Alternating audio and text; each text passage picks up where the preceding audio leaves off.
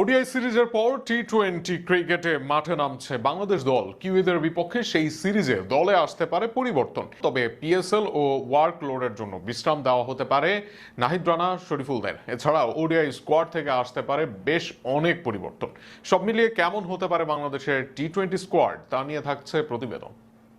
পাকিস্তান সিরিজের শেষ ম্যাচে হাকান শতক, এরপর ডাক আসে পাকিস্তান সুপার লিগ পিএসএল এ, কিন্তু সেখানে সুযোগ মেলেনি এক ম্যাচেও, যে কারণে ঝাঁজটা নিউজিল্যান্ডের বোলারদের উপর দিয়েই মেটালেন তানজিদ হাসান তামিম। কিউইদের বিপক্ষে ওডিআই ম্যাচেও খেললেন টি-20, জানালেন ফর্মে আছেন তিনি, যে কারণে আগামী টি-20 সিরিজেও নিশ্চিতভাবে দেখা যাবে তাকে।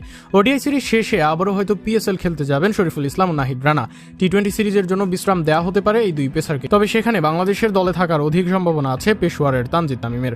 স্কোয়াডে তানজিদের সাথে থাকবেন সাইফ হাসান, ওডিআইতে ওপেনিং করেন এই দুইজন একসাথে, টি-20তেও থাকবেন সেই দায়িত্ব। অধিনায়ক হিসেবে আসবেন Liton Kumar Das, middle order batting এর দায়িত্বে থাকবে তৌহিদ হৃদয়ের উপর, আর শেষ দিকে ফিনিশার হিসেবে টি-20 দলে ফিরবেন বাঁহাতি ব্যাটার শামীম হোসেন পাটোয়ারি। কিন্তু এর সাথে একাধিক পজিশন নিয়েও আছে প্রশ্ন।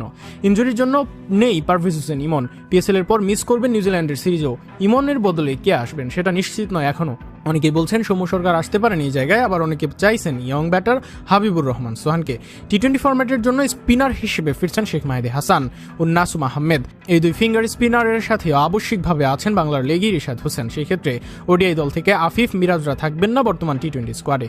তবে আলোচনা আছে অতিরিক্ত উইকেটরক্ষক নিয়ে। ইমন নেই, জাকির সোহানরাও দল থেকে পড়েছেন বাদ। এই জায়গায় তরুণ আকবর আলীকেও ডাকতে পারে বাংলাদেশ দল। যদি এই তরুণ সুযোগ না পান, তবে নুরুল হাসান সোহান আরও একবার পেতে পারেন সুযোগ।